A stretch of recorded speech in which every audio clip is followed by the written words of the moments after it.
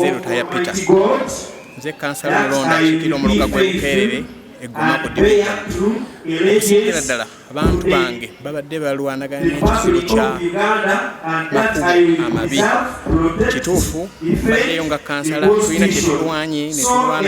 netulwana naye tukyalina ebintu bingi nnyo ebyokutuukiriza so abantu ababeera mu kitundu ky'e Bukerere mwegattira ku kiwango musuubire ekkubo ery'okubeera nga ligenda kulongoosebwa ekkubo erigatta ekitundu ky'Emawangala ne Namasiga musuubire ngenda kukozesa amagezi gange gonna obusobozi bwange bwonna okulaba nti ekkubo eryo ligguka tulina ekizibu amasomero gaffe special ga gavumenti under performance ndi musajja musomesa akamutendeke amasomero gaffe gabadde gapafominga bubi era nnyo essomero lya St. Beatrice kuwava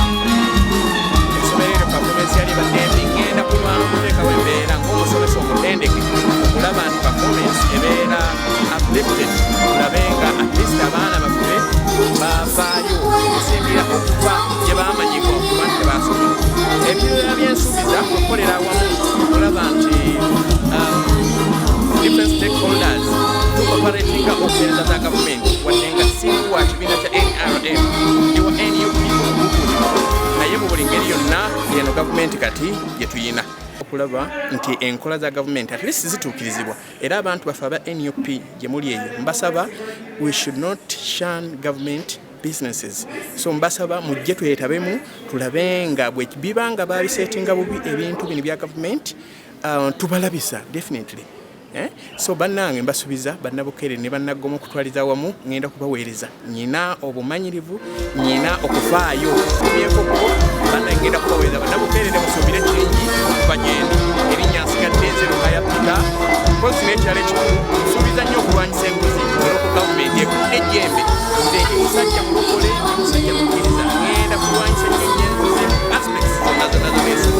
okulaba nti tufuna omuntu okuva wansi afunira ddala okuweereza okusembayo okubeereddawo ekyalo Mawangala ekyalo Kyesereke ekyalo Nnyanja bannange munjagale nnyo ngenda kubaweereza n'omutima gwange gwonna. Moses Jombwe kansala okulayira okukiikirira misingi ebbi eyo ng'erimu Lumuli Namyoya awamu n'Essonde ku division Goma. Ndi musanyufu nnyo kuba nti tumaze naffe ne tulayira olunaku lwa leero era nga kati kisigalidde kukolera abantu biki bye batusuubiramu abantu batulonda ne batwesiga ne basuubira saavisi tutwaye era kinsuubira nti kati kyekiddako mu myaka egiddako 5 essaawa zino ekutta akati mu ggwanga eyogerwako naye nga nze mu kulaba okwange enguzi yo nnyingi naye ate tebannatandika girwanyisa wabula kuno kwabadde kulwanyisa muntu singa kwabadde kulwanyisa nguzi nsuubira singa kati eggwanga bonna basinga bakoze eki babakutte naye nze nsuubira tujja kuva ku mulamwa gwaffe nga ffe aba NUP kigendererwa kyaffe kusaavinga abantu era n'okulwanyisa enguzi tujja kusigala tugirwanyisa naawe bennyini bannakyemalira okulaba nga tubasaanyaawo. Nzekako mu kitundu kyange ekisanja ekiwedde mbadde nkikira ekyalo kimu ndeka nagenze ku byalo 3 kyengenda okutandikirako nze nganze okulaba nga nsooka akuŋŋaanya bakkansala abadde bakiikira ebitundu byonna ebangasseeko okubabuuza wa we baakoma n'ebisoomooza byabadde balina awo wennyini bwe mba ntandikira n'abaalumuli gye mbadde nkiikirira bo ngenda ntandikira wennyini bwe nakoma bamanyi we twakoma we ntandikira naye ng'eriyo ntandika nakubuuza bakkansala abakadde ngenda kufuukulaba wadde nabawangula naye tuddemu tweze kuba ekitundu kyaffe twekumeekume tusobole okuweereza abantu baffe kuba abantu tubasinga okwagala buweereza. Kenya Moses olw'ekisa kya Katonda nga nze kansala abantu b'ekitundu kya Gongobe ne Bugoba gwe balonda era nga najja ku kadi ya NUP era neeyama okutwala obwesige bwange mu maaso eri abantu b'ekitundu kyange n'eggombolola yonna okutwaliza awamu. Okutandikirako ekyamazima nsooka kwebaza nnyo ne sikwebaza abatuuze abaalaba mu ffenna abantu abali 6 era ne baddamu ne balonda nze nziremu bakwatire ebendera ya Gongobe ne Bugoba. Nsooka okubeebaza ennyo ne sikwebaza olw'embeera eriwo mwandisobodde mwenna okubeera mu kifo kino ku Valley View Garden naye tetwasobodde olw'ensonga nti bakammaffe bategeezezza nti obulwadde bungi Ebola era n'olwekyo essaawa zino ebifo abantu mwe bakolera njagala era lese kukubiriza yenna gavumenti okutupulaningira nga Goma omuluka gw'Esseeta gufuuse ekibuga kinene naye tekulina katale tuli mu bifo ebyopangisibwa obupangisibwa ng'enkya balandiroodi ayinza okugamba tingenda kuzimbawo apatimenti zange muveewo tetulina we tutwala bantu n'ekifo ekyeromulo ojja kumwesanga ng'akugambye nti awo nti ngenda kuzimbawo petrol station kifo kye tetulina kyakola n'olwekyo tulina population nnene mu kibuga ky'Esseeta ate nga tetulina we tuteeka bantu pozi n'ekirala ensonga za kasasiro. Kasozi Richard okuva Seeta D mwe muli ekyalo kya Kirowooza Njerere kulaba nze ekikulu ennyo okwesimbawo kwange kuno njagala kulaba nga twongera empeereza mu bantu tujjawo tukulozinga omuwanya oguli wakati wa muntu wa wansi ne gavumenti n'obuweereza bwa gavumenti naddala nga mu nsonga eza PDM okulaba nga tukunga abantu benyigire mu nsonga ng'ezo eza emyoga n'ebintu ebirala bwe bityo ebireeta ebiyongera amaanyi mu bantu. Ensonga ey'okubiri okulwanirira ekitundu kyange ne Goma okutwalira awamu okulaba nga twongera okukulaakulana mu byenguudo newankubadde nga ndi musajja atalina kibiina nga aba National Unity Platform nga be bangi naye manyi nsobola okukozesa obumanyirivu bwe nnina okusobola okusakira abantu bange. Ensonga ya kasasiro nsonga nina omukisa nti nze abadde akulembera akakiiko akavunaanyizibwa ku nsonga ya kasasiro mukono municipality so manyi ewali amaanyi newali tulina okuteeka amaanyi okulaba nga twongera era nga bwe twasalawo ne tugamba nti mu mulundi guno twayongera ng'ogyeko abakasasiro abaali ababirira Western Dappings twayongerako abalala n'abantu ne bawera nga baservice provider bakasasiro beeyongedde obungi abasobola okujja kasasiro mu bantu kati omulamu essaawa zino gwakulaba tutya abantu abamu bagamba nti ssente zibagibwako nnyingi kwekwogerezeganya politikale ne tulaba tutya ne batekinokrats ntulaba tutya we tukendeeza ku mubwenu abakampani za kasasiro ze basaba abantu bongere okwettanira kampani zino okutwala kasasiro okuva mu bantu ey'okusala amagezi gonna ng'akolagana ne bannange n'olukiiko n'abakozi ba gavumenti okulaba nga bannamukono ne bannagomu okutwaliza okusingira ddala balya ku nnyama ennyonjo ennyama esinga okudaala buli mu Goma ne mu Seeto twaliza wamu nga gibeerako amaglasses ennyama nereka kugendako nfuufu. Nandi kansala wa Seeta C omuli ebyalo Gulf West Gulf Central awamu ne Nabta ndi musanyufu olunaku olwaleero okuba nti tumaze okulayira mu butongole era kati tuli bakansala abagulu ne ssentebe waffe naye tumuyozaayoza mpozi ekisanja kino essira tunaliteeka nnyo ku byobulamu ebitundu byaffe tugenda kuliteeka nnyo ku infrastructure okulaba nti enguudo zonna tuziwesira tunaziwa obudde okulaba nga tuzirima ensonga yetuna kuteeka kusimbako essira ennyo okulaba nga tuyimusa ebyenjigiriza mu bitundu byaffe bonna mukimanyi tulina amasomero aga gavumenti tugenda gawa nadesale support okulaba nga gayimuka okutuuka ku mutindo okusomesa omwana w'abannansi ya hakuna kulala ngawe yakiyise tulowooza nti kuwukiisa kubanga toyinza kugamba nti olwanyisa enguzi naye nga enguzi nga bwoba olwanyisa olina b'ososola tetukimanyi nti ofiisi ya sipiika tebeeramu sipiika omu ebeeramu abantu babiri sipiika ne deputy sipiika we babeera nga kizuuliddwa nti bali banguzi era bakenuzi lwaki otobakwatako bonna naye n'ososola n'oggyako omu ate balala nobakolaki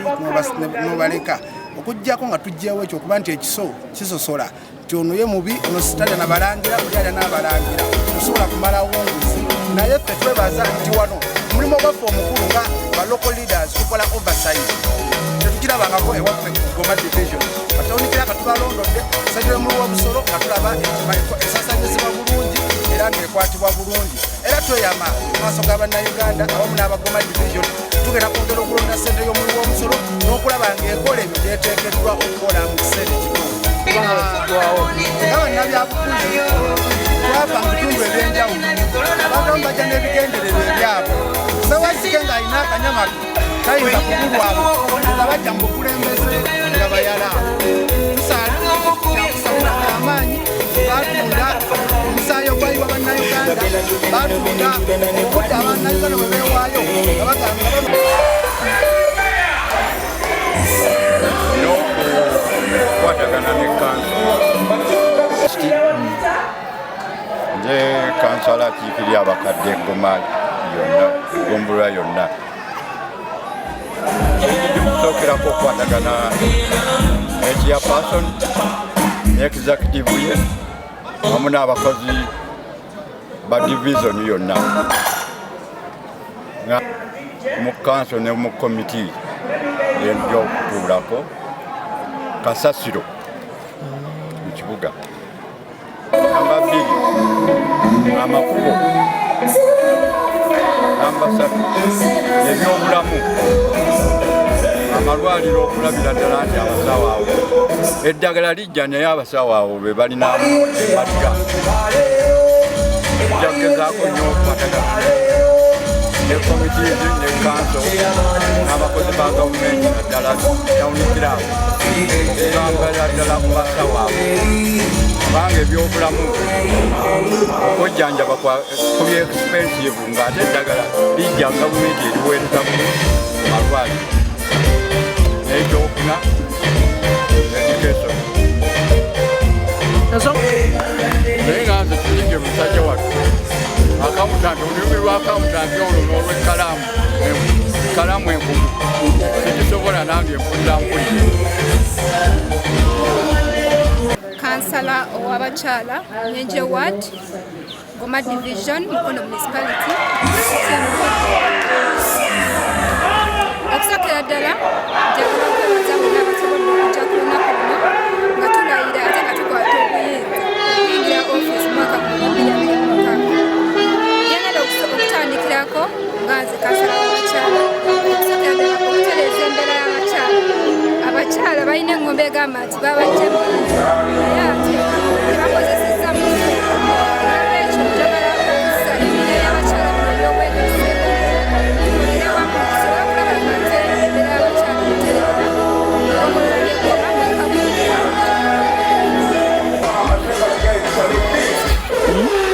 nze Bwokyalya Kevin nebaza Mukama Katonda olw'olunaku luno olwaleero nti maze okukuba ebirayiro byange ku kifo ekyannondebwako ekyokulembera abakyala era nga nze kansala w'abakyala mu Seeta agenda okukiikirira ekyalo Baggala n'Entinda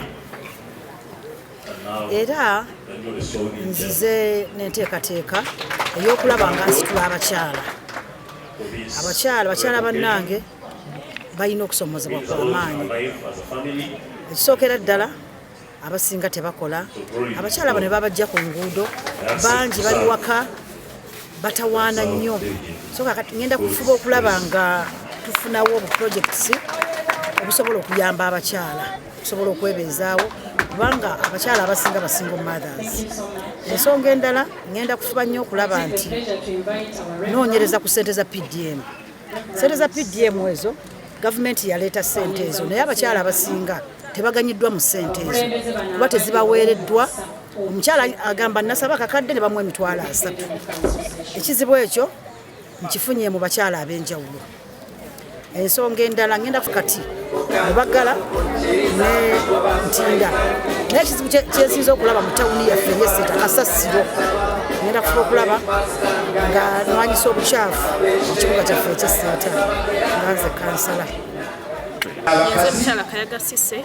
yanze mukyala eyalondebwa okukiikirira ebyalo 6 omuluka gw'Esseeta omuli Kirowooza, Njerere, Naabuta, Gwafu West. Tuusa okwebaza kwange okusookera ddala eri Mukama Katonda atusooka eri abalonzi baffe abalungi ne ŋŋenda ku ggombolola w'abakyala. Naye okulonda kuno oba ebitusomooza mu kitundu kyaffe biba bingi. Kino kindetedde okumanya obumalirivu bwefunye mu buweereza bw'ekyalo ekya LC1 Kirowooza ng'omuwandiisi wakyo. Twesanze nti abaana baffe abavubuka baganda baffe bato baffe oluusi emirimu gibeera mitono ne training centers mu kitundu kyaffe temuli yadde. Abaana beetaaga hands-on. So kati we tukubira omulanga nti tufune institutions ezikira ddala wansi eno zisobole okuyamba mu baana Mukyenguzi era nsaba Mukama Katonda atukwatireko kwanze ndimukkiriza mu National Youth Platform, nze mpagala National Youth Platform nga njagala okunywerera ku nsonga yaffe obutaya mu kibiina kyaffe lukwe okulaba nga tufuna obuweereza okusingirayo ddala. Era nkowoola abakulembeze bannange betugenda nabo okukiika eggoma ku ggombolola tetusobola kweyagaliza ng'abantu nnyo wabula tuve ku bintu ebigenda okukwata ku bantu waffe bano abatandikirwako wansi mu byalo. Ekyokusoomooza ekisooka gwe mwala nali nnoonya akalulu mu kyalo eky'e Naabuta ogw'amazzi g'essomero erimu nti guddira mukoka ne guyita wansi mu bantu nga eri gye gukomekerera wansi n'abaana baffe ab'omugigi omuto oyinza okwesanga nga baguddemu. So we naagenda mu kanso yaffe nja okulaba ng'eyo first priority kubanga we twatambula ng'owulira ekisu ekyenjawulo kiyinza okuleetera obulwadde eri abantu baffe. Wenkoolera abakulembeze bannaye bengenda okukiika nabo naye nsonga tulabe nga tugikolako okuviira ddala waggulu ku disitulikiti paka ku municipality. Obuweereza obulungi bwe tubasuubiza, obumu, obwenkanya, ebbembe byonna bye tujja okutambulirako. God and my country.